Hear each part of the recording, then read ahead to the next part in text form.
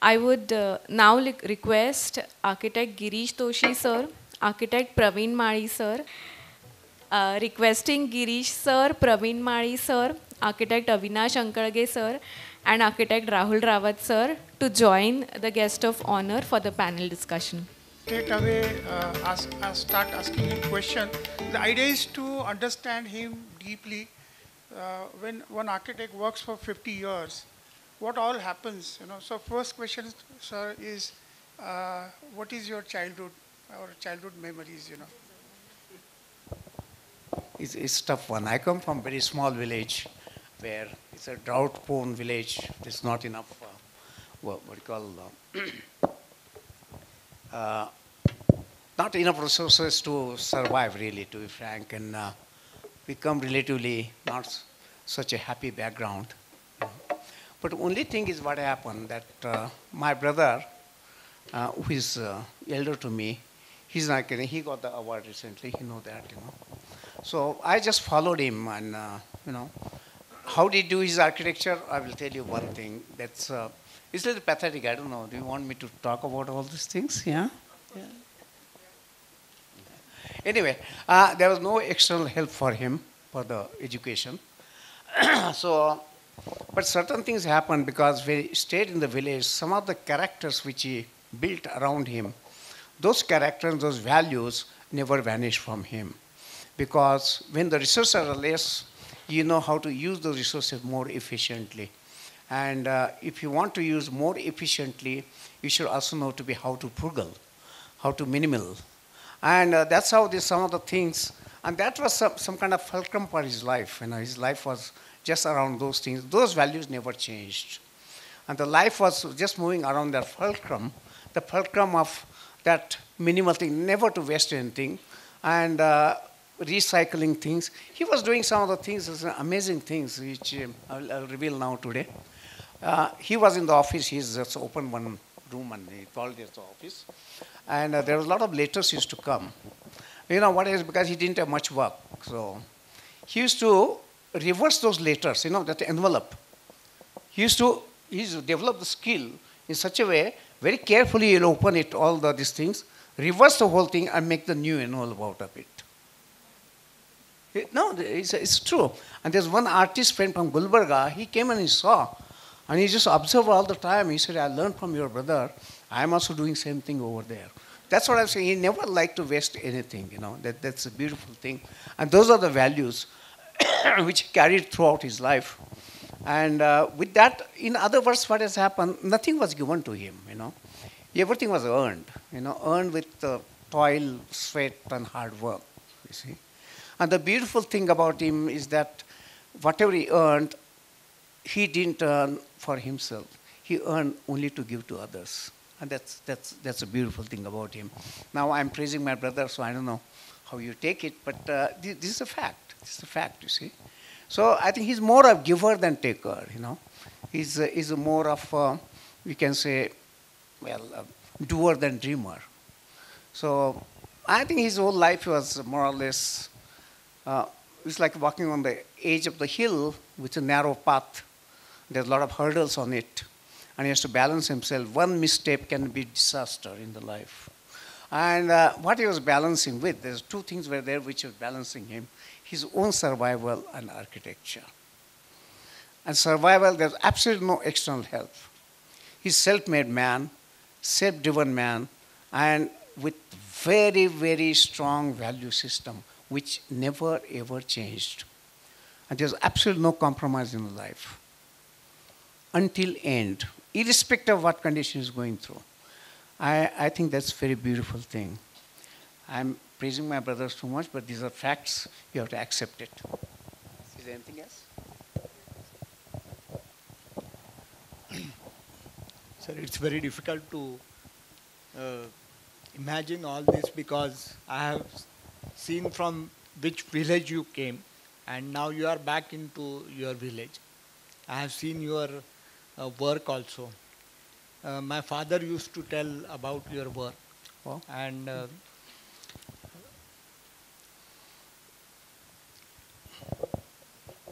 पाणी पाहिजे का? sir. Tell me. I wanted to ask you, you work with Paul Soleri, where you was working on imaginary buildings, That's true. what I know. And after that, you joined Shankar sir in Bangalore. And before that, I think you was working with Doshi sir also. Doshi also, yeah. Yeah. And then you went to Solari's office. How long you work there, and how do you manage working with on imaginary buildings and then actual buildings? Well, of course, Yeah. I was just following what Solari was doing. He was a great inspiration. But, when I was working with him, he was supposed to do one big exhibition which was sponsored by, I think, one of the Fulbright scholarships, something like that, something financed. And it was to be in New York. And so he was designing the kind of uh, imagery cities, as he said. But imagery village also, he said. He came to know that I come from village. Yeah. So he said, let's design a village for India. So he told me, but I think basically, he said, what is the problem in a village? First of all, I said, it's very hot there. The climate is very, very important. So I said, how will you prevent this thing, you see? And then it's very interesting the way we worked on these things. Buildings were not upright. Yeah. Buildings were tilted one way, in such a way where the sun is coming, they're tilted, therefore that area will always be in the shade. I don't know if you got it, what I'm saying. It's not upright. It's tilted like this. Suppose sun is on this side, it's tilted, it's always in shadow. Okay. But backside you have to prevent. Yeah. So how will you serve this thing? So based on this very idea, how to create the shadow and shade, whole thing was developed on that, you see. It was very interesting, starting from very low, rise going up on top. This is all imaginary thing, as you said, So, I don't know, that's something like that, yeah. Yeah. People might be knowing, might not be not knowing the Paul Soleri's work.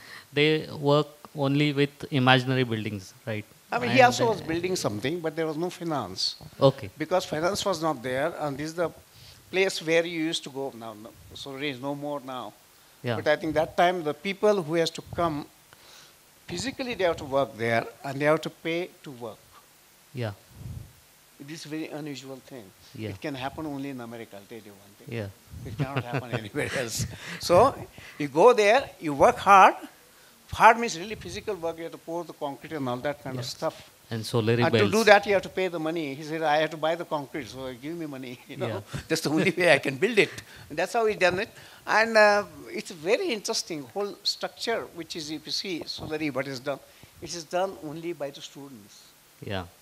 under the guidance of Solari. Soleri. Oh, that's really fantastic. Yeah. So he built. But I think what he built is not even 0.5% of what he was imagining. Yeah. It's, yeah. That's why I said that time that, Solari should have been born 500 years later. He would have been a very successful architect. That's the only thing I can say. Yeah, that's how it is, yeah. So you said about frugality Yeah. and which reflected into the buildings also. I think the story which you told us about the brick and making opening into that. So that also reflects that frugality and Sure, yeah.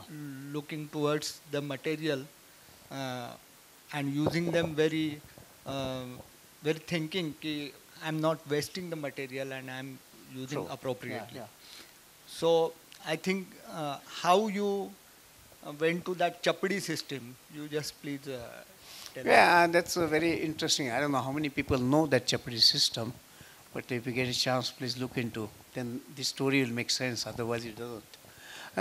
What has happened because mostly when you started the practice, we didn't know anybody in Bangalore. So most of the clients who used to come there, they were rejected by other architects. You see, because their budget was less and they didn't have enough money. But we have plenty of time. We don't have. So this client used to come, and then we try to convince him that you are building so much, why don't you cut down this thing? And then also we're suggesting some of the ways by which you can make the building economical. So we're doing this for a long time, and we were able to build a few things at the time. But I think this is a very, very serious problem. I said we are getting a lot of clients who are genuinely want to build something, but they don't have enough money. So how to solve this problem? Then we came up with this solution called Chapri system. These are stone slabs, you know, which use as a walling material. You know, you stack the stone slabs on each other, and then you know, that's how the walls can be made. But you know, you have to put some kind of you know, you have to hold the Chapri longitudinal. Oh, it's there. You can see that. Yeah, you can see at the interval there are some columns are there, and there are grooves on all four sides. You see. So Chapri, you put the Chapri on each other and it's inserted in this thing so they cannot move to and fro. So there was a foundation only for those columns, not for the Chapri, because it's a what you call a monolithic thing from one end to other end. There's no joint, vertical joint there. So it was resting on the foundation which is made only for those columns. And that foundation was made again out of Chapri, stone slabs. Stone slab is about 6 inches thick, about 2 feet by 2 feet, so it is 60 centimeters. Then 45 centimeters, 41 more this thing, and then you put these columns and put these things. You see. So you were saving almost 40% in the foundation, because there is no foundation for where the Chapri is. It's foundation only for pillar. So everything was saved. You see. Now this idea was ready for a long time, 2-3 years. There were no takers. So what happened? We try to tell the many people that why don't you do this? They say, have you built anywhere? No, so we don't want to take a risk. Understandable. This typical our place. Understand. Say hard-earned money and how can they take the risk? But there's one bank employee, and he has a budget about 1 lakh rupees those days, and he went to various architects and they said no, it's not possible. And then one common friend of ours was an artist. He said, why should you go and Canada? Just meet them. It may happen, may not happen. And I said, no, anyway, I'm selling the site, but can you build for 1 lakh rupees? We said that, yes, we can build for 1 lakh rupees. Only one condition, you should not come on the site, but we'll give you the house. Now, there are two souls which were desperate. One side architect and other side client, Both were desperate. We were desperate to give our ideas. He was desperate to get the house. So I think this is a unique opportunity we got. And that's where the first building was built in. And we built that for 90,000 rupees. Of course, we didn't take any fees for that. And we succeeded, and that became a very famous building. And there's a lot of articles about it. And then since then, we built a number of buildings. There may be about 100 houses like that. We built it. But it has taken its own time, a lot of patience. You need ferocious tenacity, and it doesn't happen that easily. You have to suffer for that. We did. Yeah. I just wanted to, a lot of students that you worked with Khan for short in Kathmandu, I guess. Yeah. That story of light, no? That story of light. No, if you can just. Well, this sounds a little this thing, but it's a fact. Many people say Khan, Of course, I met Khan, but I think people think that I met Khan. Not that way. It's just Kathmandu is a place when the Bangladesh war was going on. I think 71 or something like that. Yeah, that's the time he was building that Dhaka project. And suddenly there was an interruption because of this war. But he knew that war will be over within 1 year. So until then, his core staff, he wanted to engage and keep nearby Bangladesh. That's how he came to Kathmandu. And he took one small assignment there, to some government assignment was there. And that's where I think Khan used to come there. We met him 3 or 4 times. And there was not a big crowd of architects there. There were hardly any architects there. So it was very easy to talk, because 4 or 5 architects or something, that's it, that's how it was. But such a dignitary Khan was, and there was one get-together in an American embassy, and there was one Richard Garfield and one Barbary. There were 2 important people who were working with Khan at that time. And I came to know afterwards, Richard Garfield's grandfather was the president of America sometime back. Still I'm not able to find out. Is it? Some Garfield was the president? Yeah, that's what he told me afterwards. He told me that, no, I tell you. Oh, he used to come to my place. I didn't have furniture, just sit down. Another thing.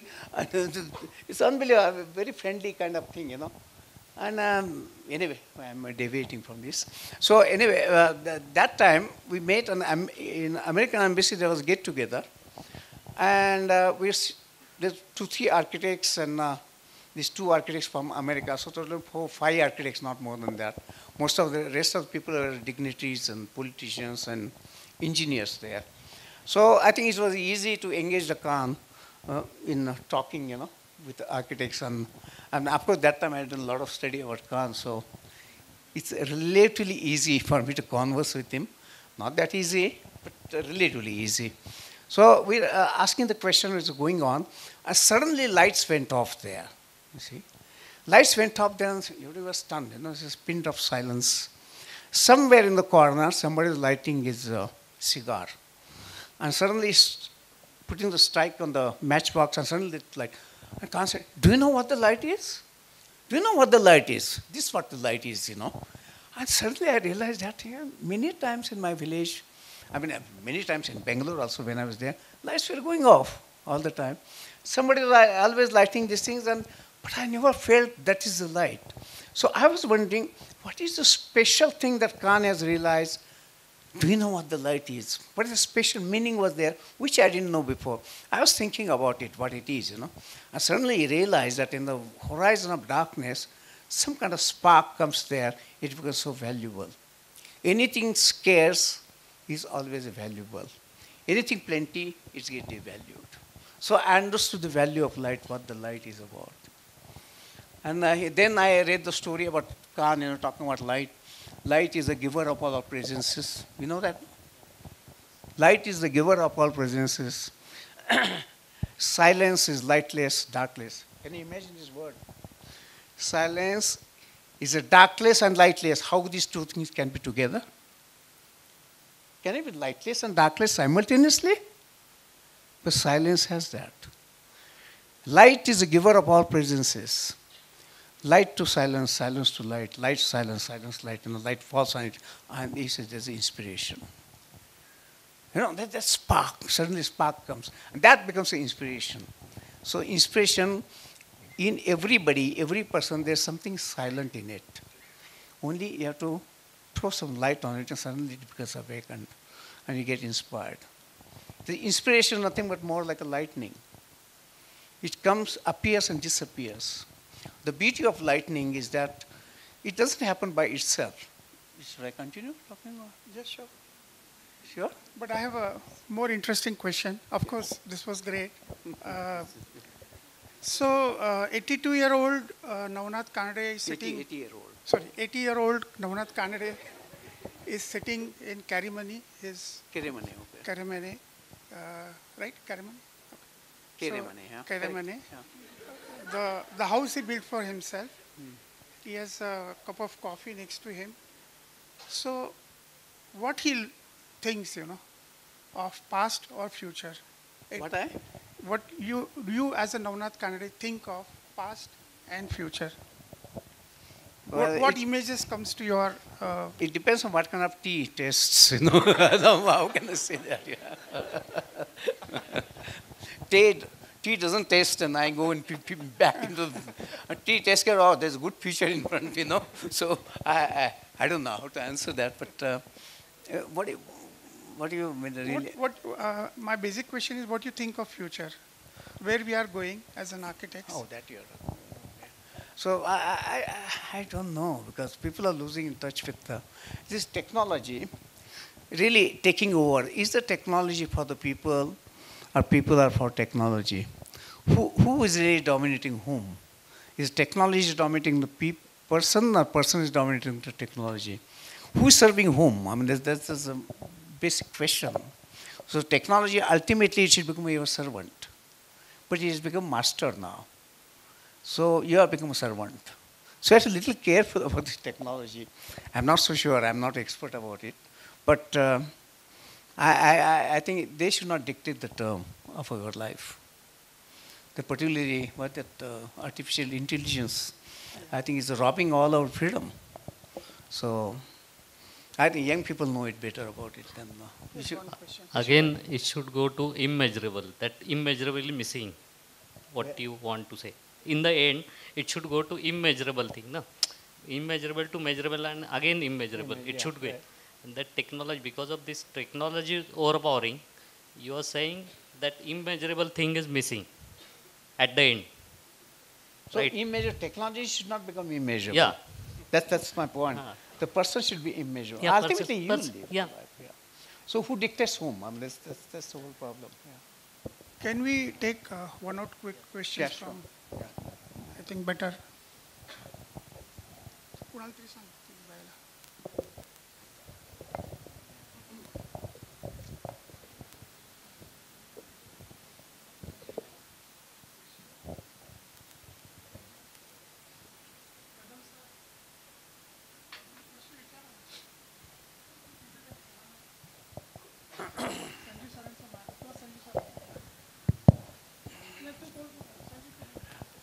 Actually, I have no questions, but I would like to appreciate MMCOA for conducting this beautiful event.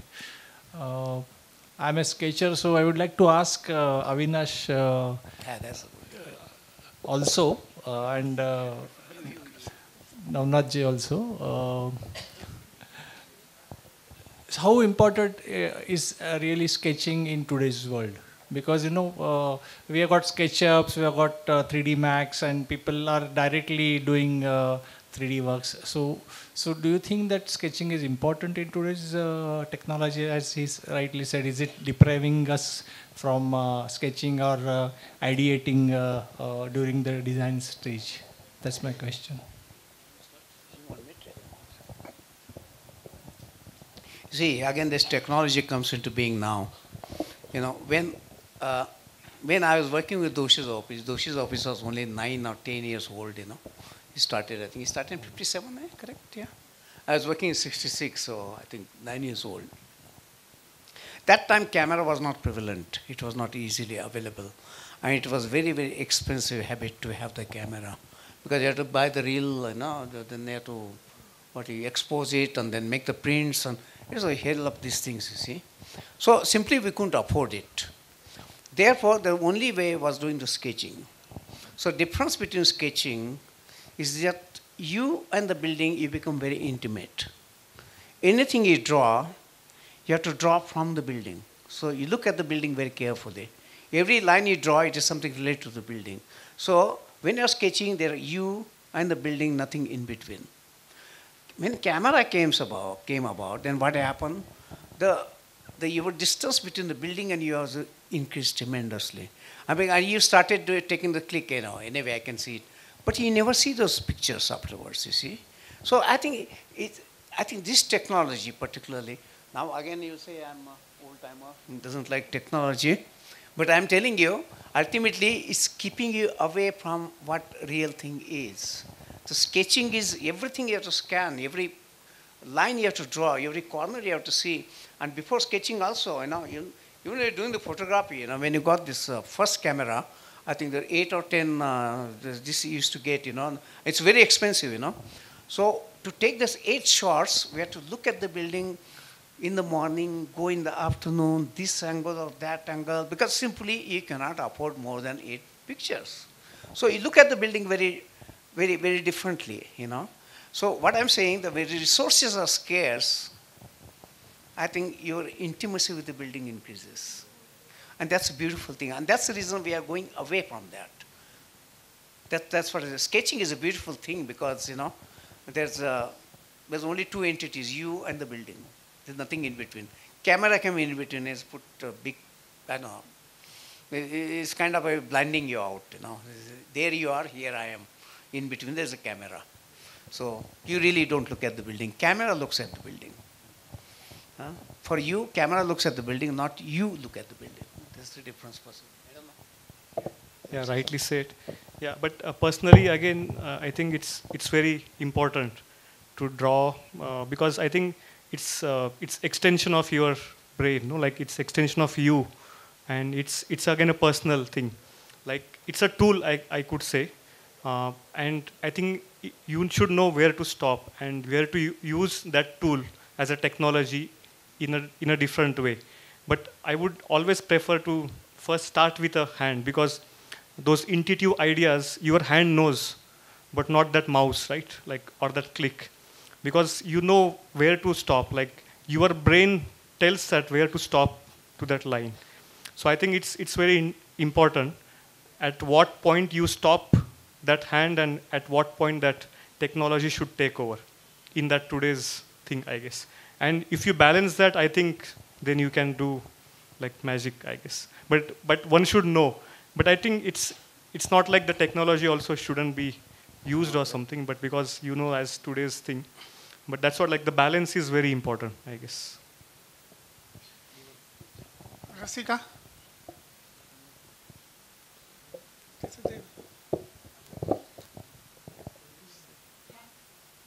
Yeah. So first of all, very beautiful, thoughts you shared, Kannadi sir and Mr. Ingle. I just had one observation.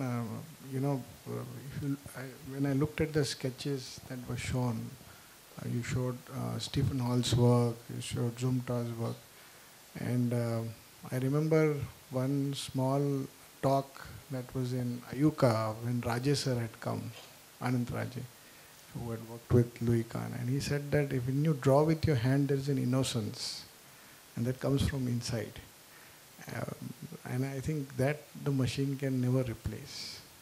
So it's like that light which is inside you, which is silent, has to be erupted, which happens with the eye-hand coordination, is my observation. Yeah. So when you sketch, what happens, there's a tremendous amount of coordination with your body. There's a hand, there's a mind, there's eye, and what you look at it. So whole body gets involved in the sketching, It's not only your hand moves, it's something else also, your brain and, your bodily you are with the building. And that's a beautiful thing. When you look to camera, you don't look at the building, camera looks for you. Yeah. Yeah. So thank you for the wonderful evening. Both the sessions were absolutely wonderful. After a long time, I've attended something like this. So what I realized, what is common in both the presentations was the mention of Louis Kahn again and again. So I tried to connect the dots the way I saw both the talks. For me, both of them were perfectly linked. So we go back to what the Kahn statement, I bring from silence to light. So what he's referring to is silence is meditative space. So that's from meditative space, I bring it into brick and concrete. So exactly the measurable and the immeasurable. So he's talking about that. And Avinash pointed out Kahn's drawing the progression. Kahn could draw absolutely perfect perspective drawings, but later in his career, you see, he's just capturing the light, he's capturing the color, he's capturing the shadow. So he's actually becoming a channel to transfer from silence to light. And what you spoke about Kahn, the way he looks at bricks, I asked the brick what you want to be. He's changed his language also. His drawing, it's purely becoming a channel. And this is exactly what Avinash's drawings are so important, because he showed variety of mediums for the same section. So you can see where he's trying to get the actual thing and where he's trying to capture the immeasurable. He manages it again and again, the immeasurable. One of the things what I realized he does, which is exactly the way Kahn also draws, is you shade the bit. So what is left is just the in between. In some of his drawings, he doesn't even draw the elevation line. So you get absolutely the feel of the inner space. And that it's very important for students to learn how to draw like that. Draw both. Draw the realistic and be able to draw where you're capturing the essence. So that whole language, the way Kahn uses, I asked the brick what you want to be. Brick said, I want to be an arch. So there's a conversation happening. And then coming to your point about the teacher and the student, the teacher should be saying, I want, like, what does the student want to be? Exactly. So this applies to everything. So I found it absolutely fascinating the way both your talks were connected. Like Kahn talks about, the honesty and the truth. And there's one sentence, is a beautiful sentence, maybe all students should remember this. A stripe painted horse cannot be a zebra. So it tells everything. I hope you got it, what I'm trying to tell you. Yamini? Any question? Teachers paiki, sir? Students, of course. Student, yeah. मागं कोणतरी विचारा, please please.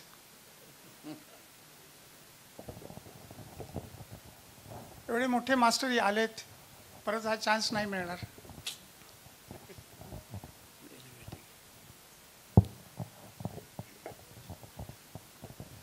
Saurabh.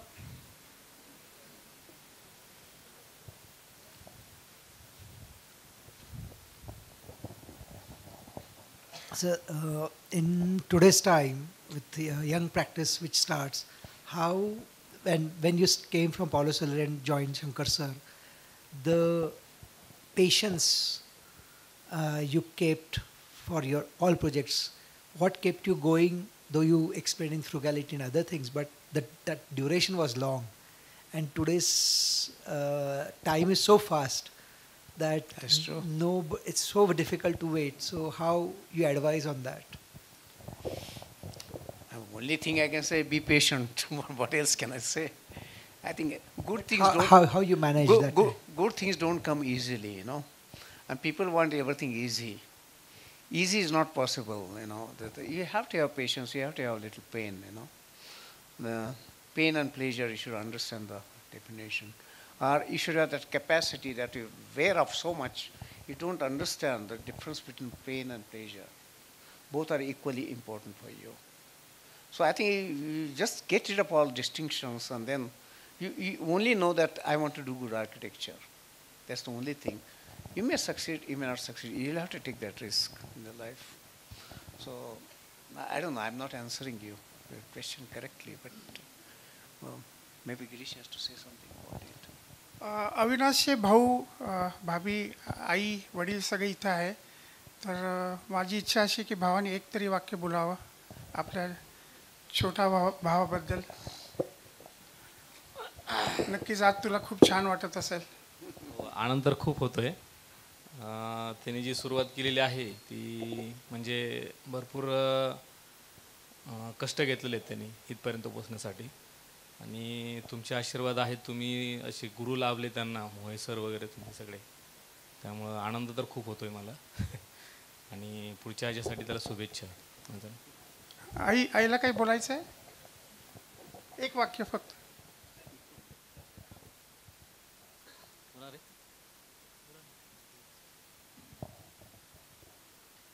आतापर्यंत खूप कष्ट घेतलेत, आज खूप आनंद होतोय. सगळे सर त्याचे पाठीमागे आहेत. एवढं. Thank you. Sir, any last words? We are closing now, but maybe you close it with some advice for all of us. All of us. Message to all of us. I told all. Sir? I already advised them, no? Yeah. Sir, I had a question on behalf of all the students. So, as sir rightly said, what message can you give us to us aspiring architects? That's what I say. Yeah. Yes, thank you. What message can I give?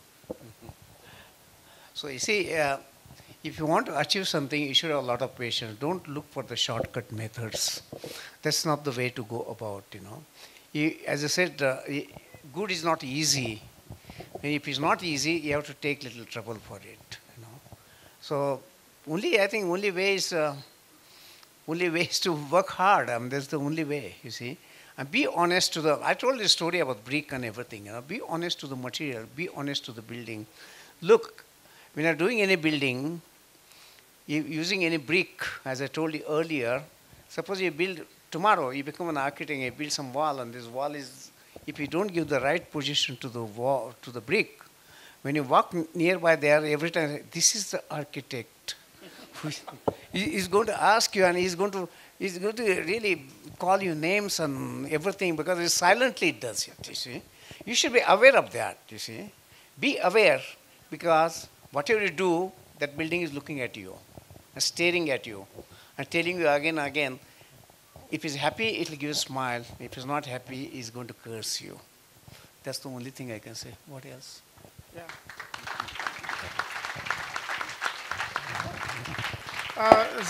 Jadhav सरांचे आणि जोगळेकर सरांचे खूप खूप आभार आज हा कार्यक्रम आम्हाला करू दिल्याबद्दल आणि सगळे प्रेक्षक आणि विद्यार्थी प्रॅक्टिसिंग आर्किटेक्ट सगळ्यांचा खूप खूप आभार.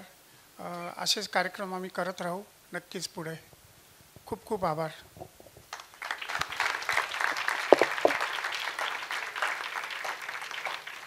Thank you. I thank all the panelists on the dais for this interactive session. I request you all to please be seated in the audience. Before we conclude, there is a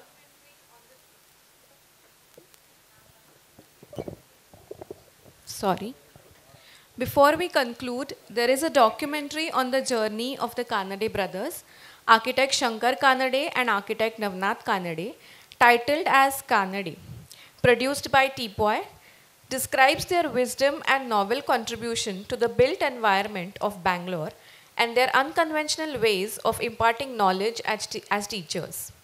I request the IT team to kindly run the trailer of the documentary.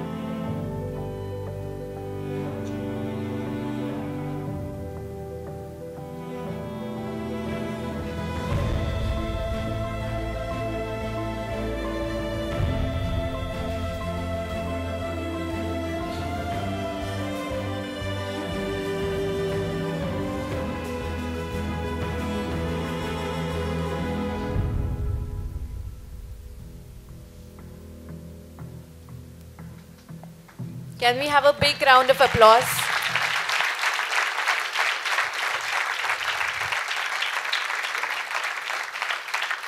Thank you. As we approach to the conclusion of this event, I invite on stage architect Tanay Ambavane sir, Fountainhead coordinator, to propose the vote of thanks.